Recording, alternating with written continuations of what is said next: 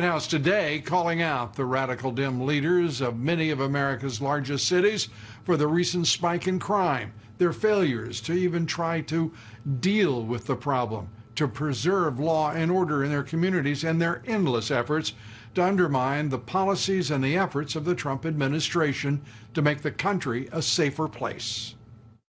We saw under President Obama, violent crime started to tick up, started to come down under this president. He restored law and order. And then this defund the police movement has been an absolute travesty. So this president is looking at this in a saving lives lens. He's very keen on seeing the violence in our streets end. He wants to protect the people of this country when derelict Democrat mayors and governors do not. Joining us tonight is Customs Border Protection Commissioner Mark Morgan.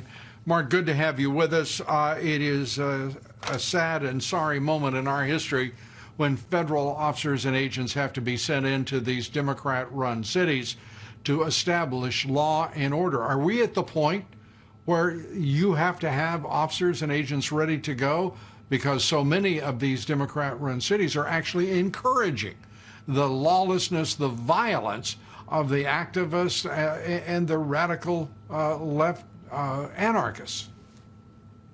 Lou, you're absolutely right, and I can tell you, DHS, CBP, we stand ready and stand committed. If anybody, any criminal, any anarchist in any city, we have actual credible intelligence that they're going to attack a federal courthouse, the seat of American justice, and harm federal agents inside, absolutely, we're going to be ready to go. I don't want to get into operational details, but I can tell you, Lou, we are ready. We have deployment teams ready to go anywhere they're going to be needed. And as the acting commissioner, I'm going to support that every single time.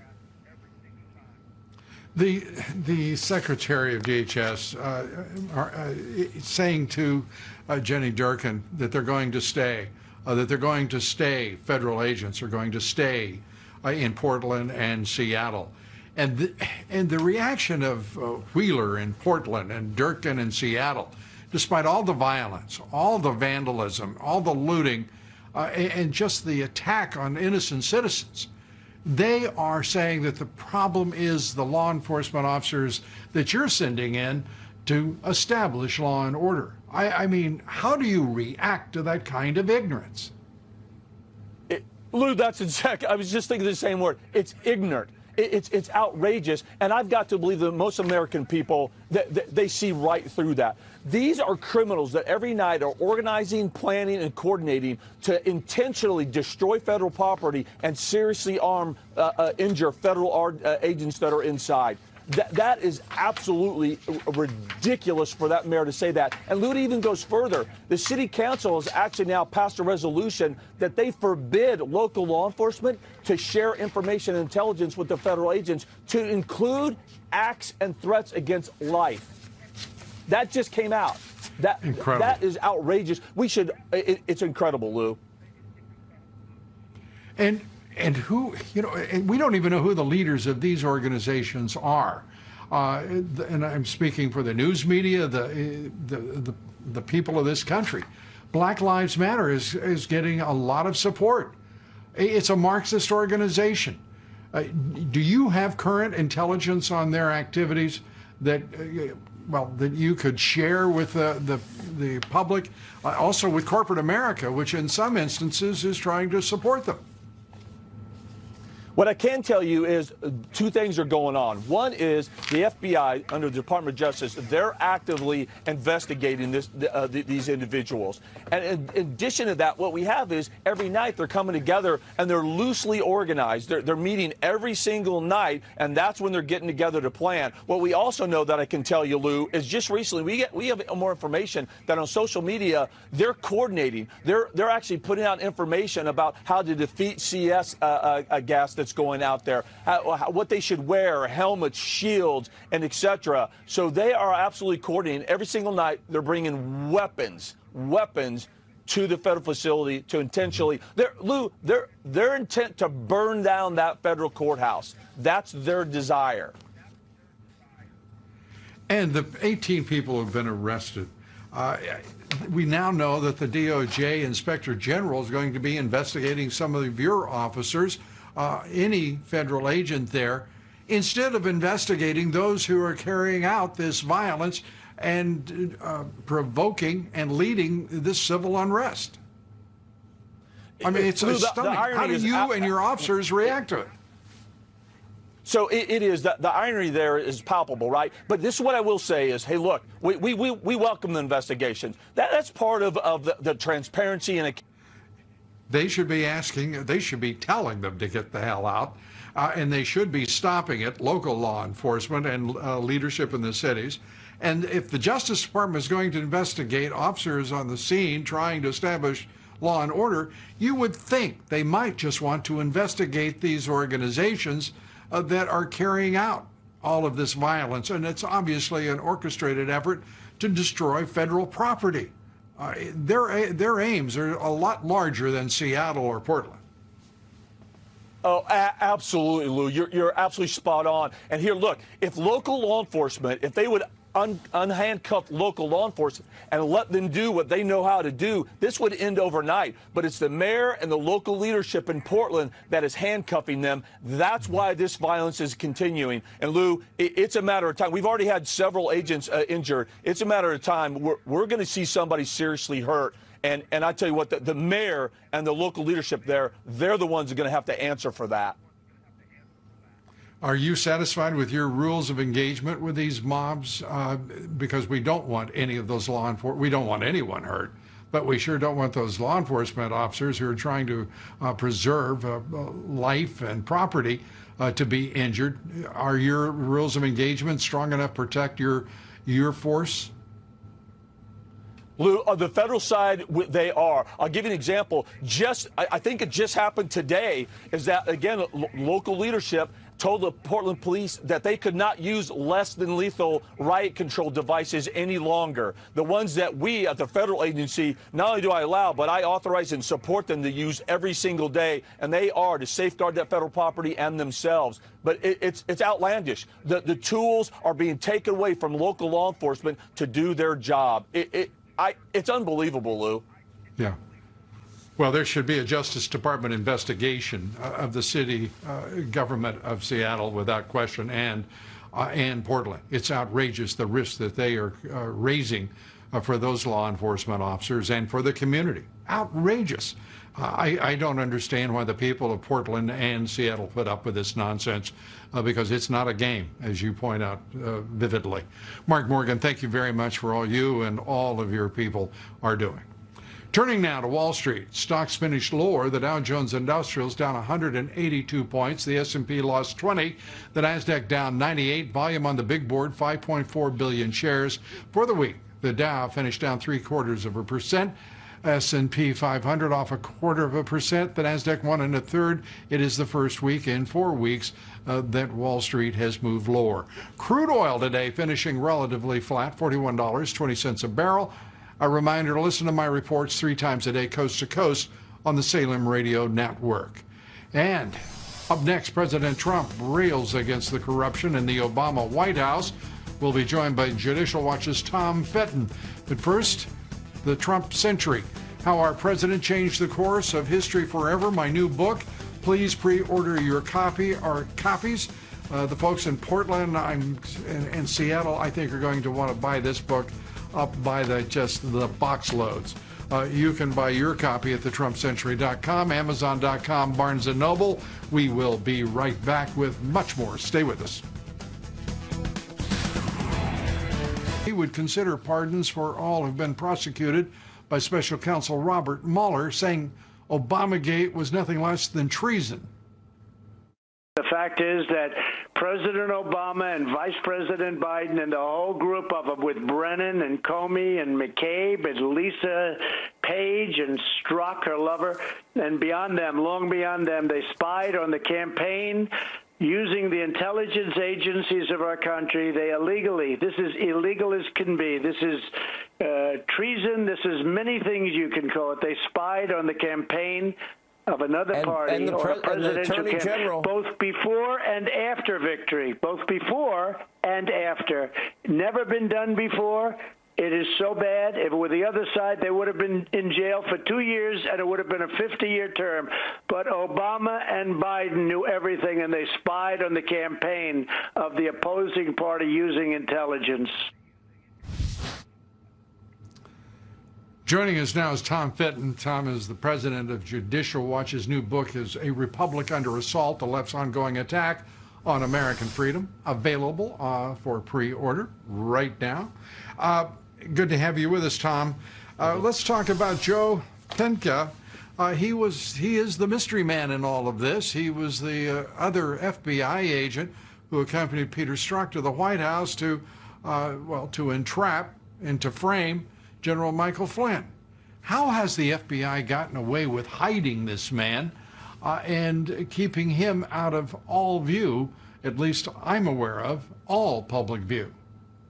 Ask Director Wray. The FBI has been covering up key documents for years, and Wray's been part of the cover-up. The Justice Department's allowed it to go on as well. With these documents that came out this week, which document, these are FBI reports showing that Patenka, Strzok, and Kleinsmith, the guy who said that Viva la Resistance in his text messages and then altered allegedly the CIA information about Carter Page to make Page look like a bad guy when in fact he was a hero in order to get a FISA warrant. They went in with the intelligence briefing, a counterintelligence briefing, to the Trump team. The president was there, then candidate Trump. General Flynn was there, and they were spying on him directly. They were taking notes about what Trump was saying and what Flynn were saying. Of course, they were saying innocent things, and they went in there under false pretenses, abused their trust, and then we get documents last week, Lou, that show that Strzok wanted to do the same thing at the Trump White House. Go in there under the false pretenses of FBI counterintelligence briefings to spy on Trump. Nothing like this has ever happened in American history. The president is being charitable to Barack Obama. Obama makes Richard Nixon look like a piker when it comes to targeting his political enemies. And look at who has said that they're not going to reach to the Obama White House, will not be interested in talking with President Obama or Vice President Biden. The Attorney General has said that. The chair of the Judiciary Committee in the Senate has said that. I mean, that's outrageous that they would not reach as far as the facts take them. And the facts right now are pointing in that direction, I think, with bright red blinking lights. There's that famous January 5th, 2017 meeting. It's an infamous meeting in the Oval Office where they talked about the dossier, the Logan Act, General Flynn being innocent, yet they all went to spy on and harass President Trump and obviously target General Flynn, Biden, Obama. They were all involved there. You put your finger on it. General Barr has said he doesn't even want to question these guys, Biden and Obama, about what they knew. That's why we filed a federal lawsuit this week to find out details about that corruption, because it's pretty clear DOJ is going to give Joe Biden a pass despite him being involved in the Obamagate scandal. In the least, they're witnesses, Lou. Let's say they're completely innocent of any wrongdoing. At least tell us what they knew and when so we can figure out who did the wrong thing. Yeah, well, absolutely. This president has been under investigation by those very agencies, those very departments for almost 4 years. And we're not going to ask a question of the president who authorized such outright scandalous, treasonous behavior. I mean, it's insane to think that he didn't authorize it. They're having meetings in the Oval Office, for crying out loud. It's deeply, deeply frustrating. Let me turn to Judicial Watch, your lawsuit against the Department of Education, trying to find out how in the world so much money is sloshing around from foreign nations and hostile powers at that. What are you hoping to find here, and why are we just now learning about all of this? We know the Chinese have been carrying out espionage activities and surveillance for the People's Republic of China for at least 2 decades in this country. Why now?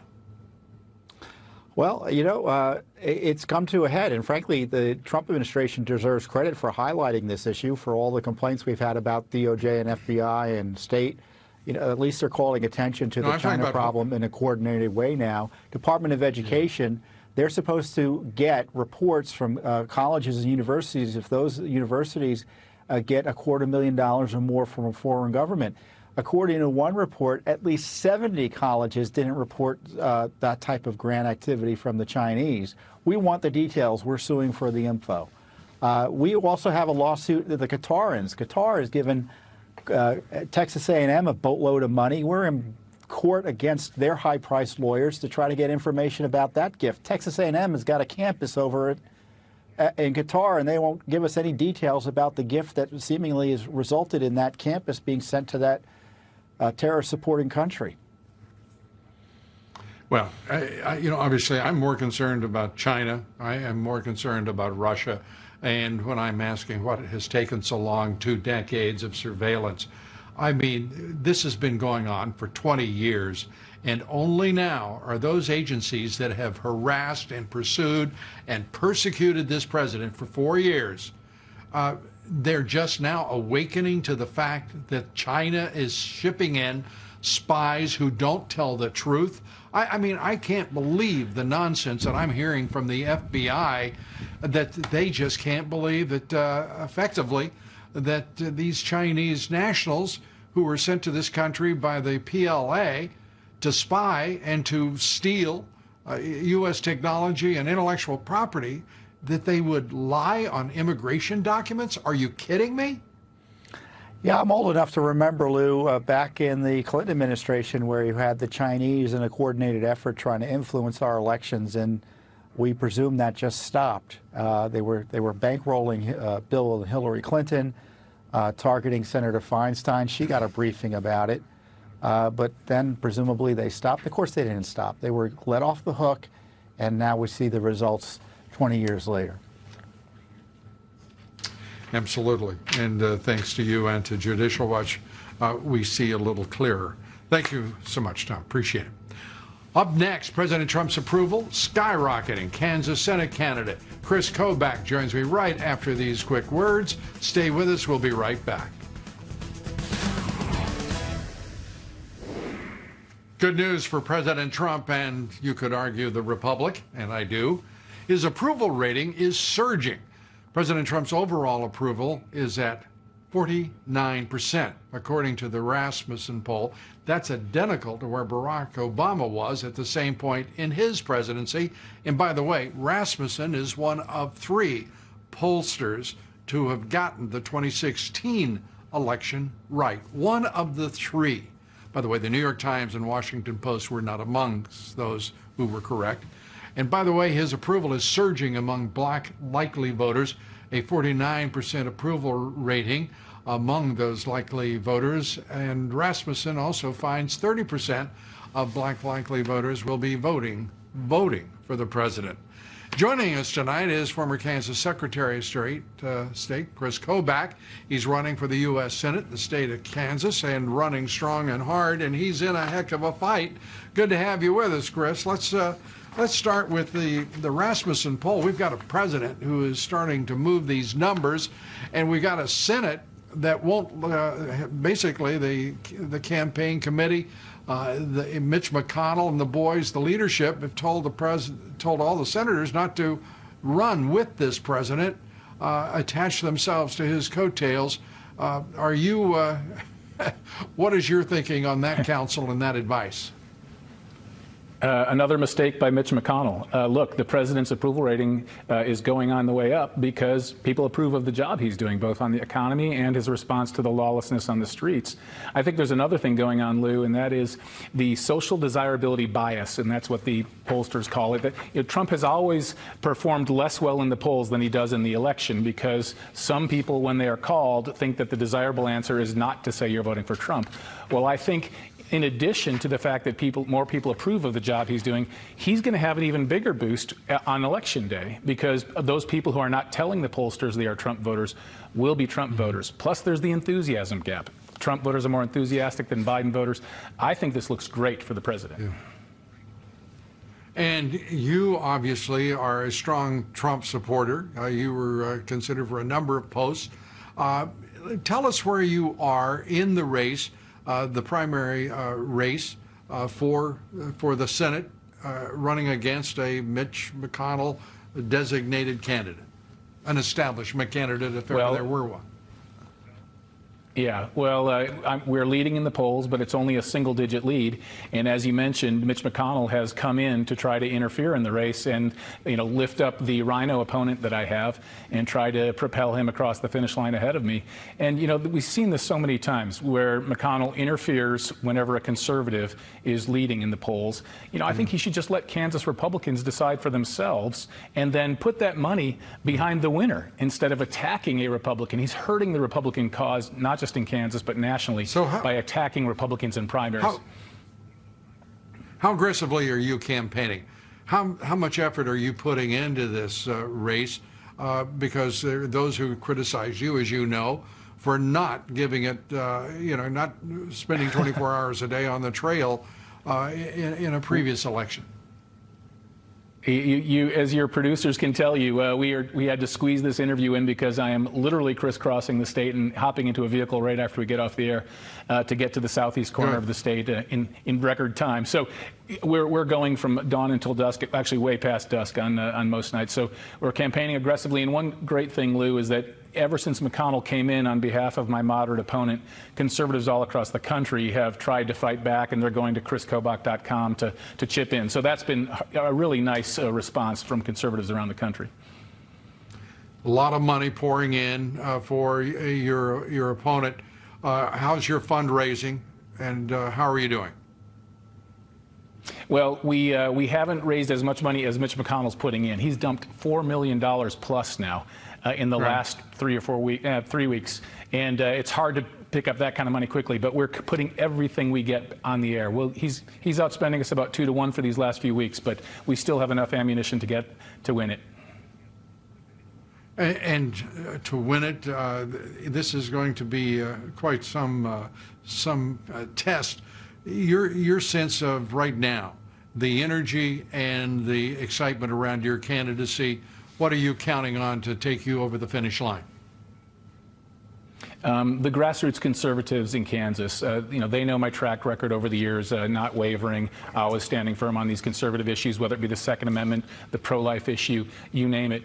And so, at the end of the day, it's the grassroots in a Republican primary, the conservative base that carries me through, and I think carries a lot of solid Republicans through. All right. Chris Kobach, thanks for being with us. Good to see you. Get back to work. Up next, Secretary of State Mike Pompeo puts China on notice, calls on the world to stand up for freedom. Congressman Jim Banks joins me next, and a reminder about my new book, The Trump Century, how our president changed the course of history forever, in fact, saved the republic. It still needs some savings, so think about that. It's available for pre-order at thetrumpcentury.com, barnesandnoble.com, amazon.com. As many copies as you want. You can have them airlifted into the Seattle picket lines if you wish. Stay with us. We'll be right back.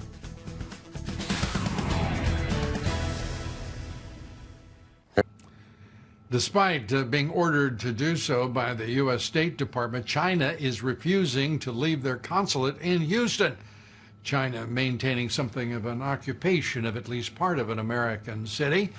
The Chinese Consul General in Houston says that office will remain open till further notice.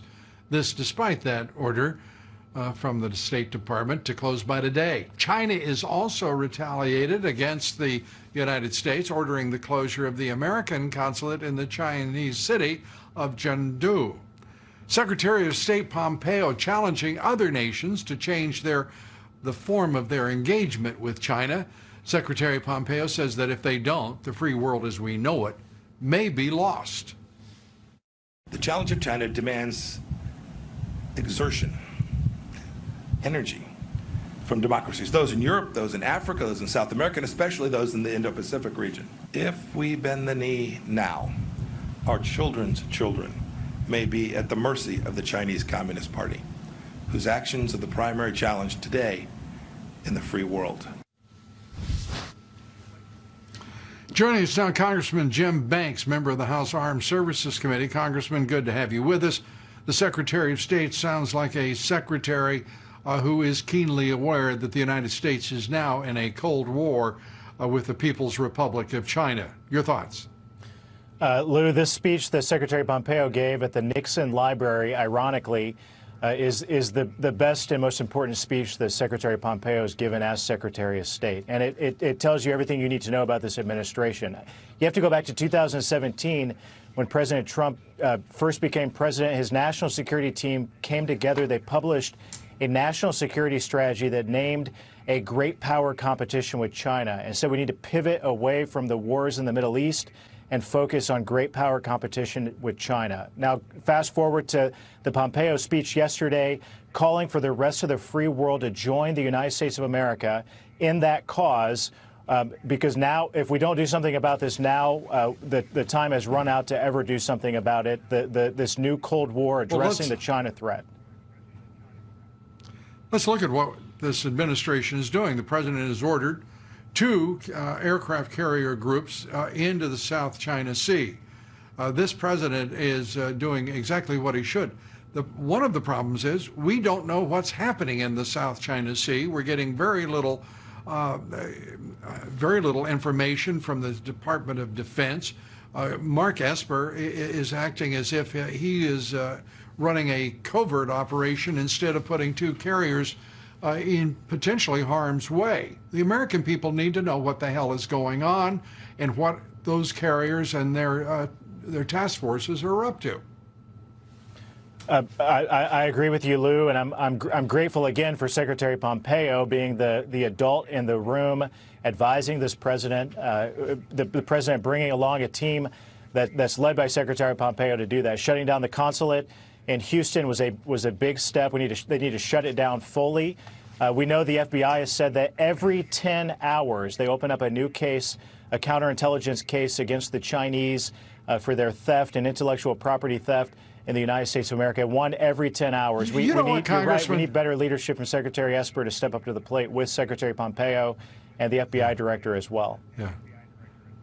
I'd love to hear from Christopher Wray how many damn cases are being closed every 10 hours. This is preposterous that they've had time to indulge in Operation Crossfire, Hurricane Razor. I mean, all of this spying. They detached I don't know how many agents at the Justice Department, while we have existential threats from China and from Russia, potentially. What in the world has this country been doing? It's just stunning to me what we have put up with from those 2, the Department of Justice and the FBI. I want to turn to Mark Esper, that, as you point out, here is a man who has had a number of very public conflicts with this president. John Hyten, the vice chair, the general who called this president, I'm not even going to repeat what he said, but it was a word that if I were president, he would be fired and whatever else I could do. It's outrageous what is happening in that Department of Defense. Esper needs to go, don't you think? Well, I believe Secretary Esper has done a huge disservice to the president, and not just to the president, Lou, but to the men and women who put on the uniform by not supporting the commander-in-chief who hired him in the first place. I support the president and who he decides to surround himself with, and in this case, I'm as disappointed as you are that Secretary Esper has not respected the man who gave him the opportunity of a lifetime to serve not just him as president, but to serve this country in one of the most important positions in this administration. And he's had a public conflict with the chairman of the Joint Chiefs of Staff, the vice chair, calling him, using a word that I just can't believe. I'm just not going to repeat it and carry that water. But this is pretty disgusting, what we're seeing from the uppermost ranks of the Joint Chiefs and from the Secretary. I mean, there's something in the water over there, and they need to get their heads on straight. And I think the only way you do that is give them a very long time to contemplate it as civilians. What do you think? Well, there's no doubt about it that the president has paid attention to these types of activities from Secretary Esper and others. I respect this president. He's the best leader in my lifetime. Do you think we ought to fire them? Do you think we ought to fire them? I think Lou, that's up to the president. I'm not going to tell the president what to do when it comes to that. Of course it is. He knows. I'm not telling him what to do. I'm telling you what. I want to find out what you would do. If I had someone who said the things the Secretary I'll rephrase it this way. he wouldn't serve my administration. We got there. Thanks. Mine either. And your administration before mine, I assure you. Congressman Jim Banks, thanks so much. We appreciate it. Baseball opened yesterday. 2 games, both games, every coach and player knelt in unity for Black Lives Matter, before the playing of the national anthem. Everyone kneeling except one, except San Francisco Giants pitcher Sam Coonrod, who said he didn't kneel out of faithfulness to his Christian beliefs. He said this, quote, "I'm a Christian and I just can't get on board with a couple of things that I have read about Black Lives Matter, how they lean toward Marxism, and they've said some negative things about the nuclear family. I meant no ill will by it. I just believe I can't kneel before anything besides God, Jesus Christ." Good for him. And at Nationals Park in Washington, Dr. Anthony Fauci opened the season with the ceremonial first pitch. It was just a little wide of the mark.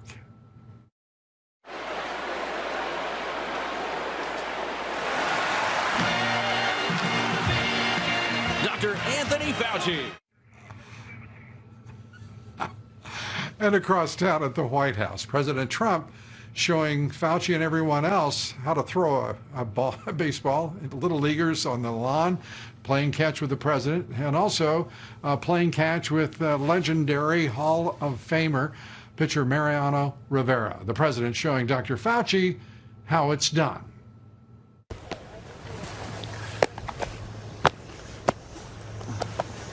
There you go. It's been a long time. Long time. Trumpers are trying to sway evangelical voters from supporting the president. Pastor Robert Jeffress joins us with that and much more as we continue. We'll be right back.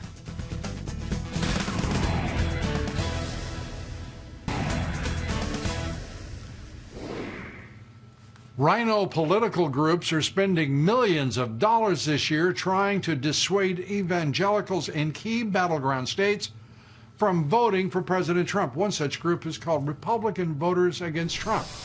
They are spending upwards of $15 million against the president with their campaign. These are so-called Republicans. Then you find out who is associated with them. That group is affiliated with anti-Trumpers like Bill Kristol, former Jeb Bush aide Tim Miller. They've started running a new TV ad targeting the religious right, titling, "Trump is Using Us." Well, well, well. Joining us now is Pastor Robert Jeffress. He's a member of the White House Faith Initiative, pastor of the First Baptist Church of Dallas, Fox Business contributor, author of the new book, Praying for America, available everywhere now. Good to have you with us, Pastor, and I'm so mad I can't even get your name straight. I apologize. I mean, are you kidding me? Bill Kristol?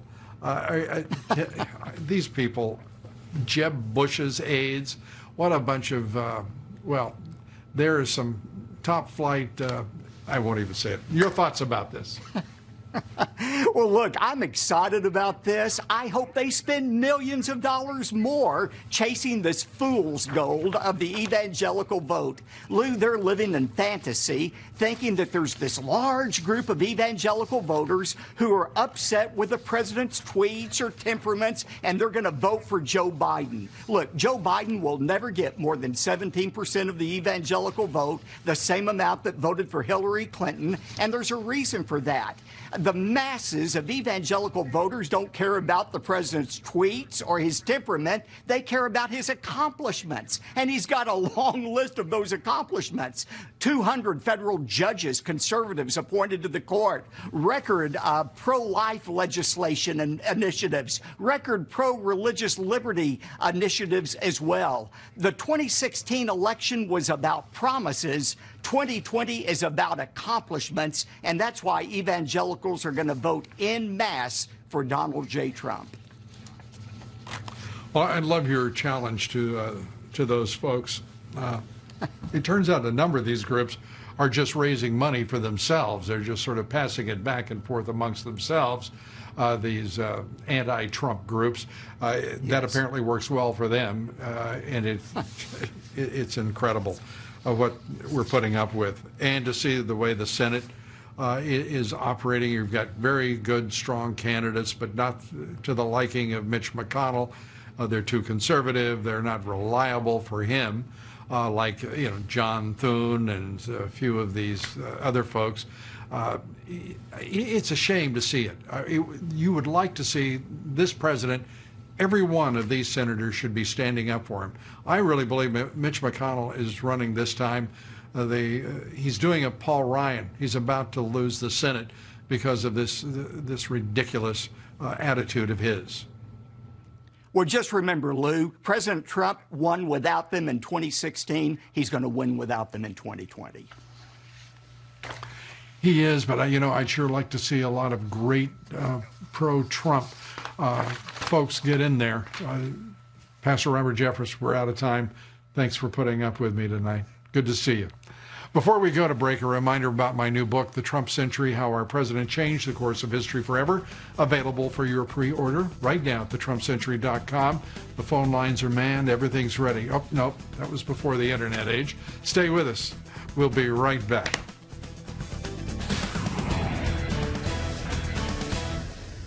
Let's take another look at the president playing catch with Hall of Famer Mariano Rivera on the White House lawn.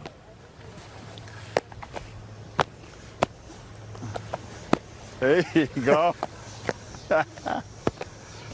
It's been a long time. Long time.